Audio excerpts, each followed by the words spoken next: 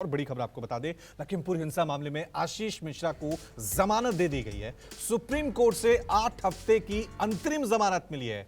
Court ने UP Delhi से बाहर रहने का आदेश दिया है। तो सुप्रीम कोर्ट से आशीष मिश्रा को जमानत मिल गई है। लखीमपुर हिंसा का मामला अगर आपको याद होगा तो उस पूरे मामले में आशीष मिश्रा को अब सुप्रीम कोर्ट से राहत मिल गई है। सुप्रीम कोर्ट से 8 हफ्ते की अंतरिम जमानत यहां पर दे दी गई है, लेकिन कोर्ट ने शर्तों के साथ यह जमानत दी है। कोर्ट ने कहा है कि यूपी में आप नहीं रह सकते हैं। चलिए इस खबर पर और ज्यादा जानकारी के लिए सीधा रुख करते हैं मेरे सहयोगी प्रभाकर मिश्रा का। प्रभाकर, जमानत मिल गई है लेकिन कोर्ट ने कुछ शर्तें रखी हैं, उसके बारे में बताएं।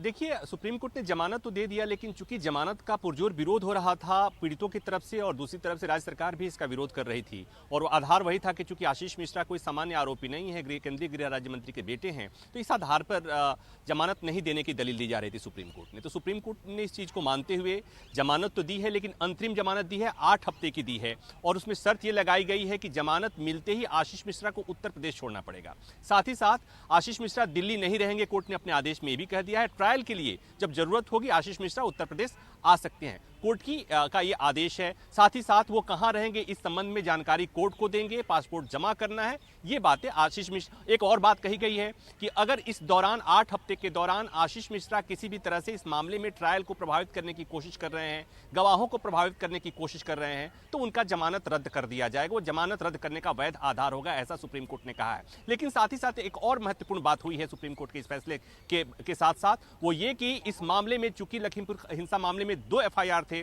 एक जिसमें था कि किसानों की गाड़ी रौंद कर मारा गया है, और दूसरी FIR थी जिसमें आरोप था कि किसानों ने पीट करके बीजेपी कार्यकर्ताओं को मारा है। तो उस वाले FIR में सुप्रीम कोर्ट ने एक ऐतिहासिक कदम उठाते हुए, स्वतः संज्ञान लेते हुए, इस मामले में 4 जो किसान आरोपी हैं जिन पर आरोप था कि उन्होंने पीट करके मार दिया था बीजेपी कार्यकर्ताओं को, चूंकि उनका मामला सुप्रीम कोर्ट में आया नहीं था, उनके लिए जमानत मांगा नहीं गया था, लेकिन सुप्रीम कोर्ट ने सुनवाई के दौरान ये कहा था कि उनके मानवाधिकार को भी देखना होगा, क्योंकि वो अभी तक सुप्रीम कोर्ट पहुंचे नहीं हैं। तो सुप्रीम कोर्ट ने स्वतः संज्ञान लेते हुए, जैसा मैंने कहा कि उनका मामला यहां नहीं आया था, सुप्रीम कोर्ट ने स्वतः संज्ञान लेते हुए उन 4 आरोपी किसानों को भी जमानत दी है। तो ठीक है, यानी कि 4 आरोपी किसानों को भी जमानत मिल गई है, और दूसरी तरफ आशीष मिश्रा को भी 8 हफ्ते की अंतरिम जमानत मिली है। दिल्ली में नहीं रहना है, यूपी में नहीं रहना है, कहीं बाहर रहना है, ये शर्तें भी लगाई गई है। एक छोटा सा ब्रेक ले रहे हैं, फौरन हाजिर होंगे, देखते रहिए न्यूज़ 24। नमस्कार, मैं हूं मानक गुप्ता। अगर आपको हमारा ये वीडियो पसंद आया हो तो इसे लाइक और शेयर जरूर करें, और हां, हमें सब्सक्राइब और फॉलो करना ना भूलें ताकि आप देश और दुनिया की कोई खबर मिस ना करें। तो जुड़े रहिए हमारे साथ और देखते रहिए न्यूज़ 24।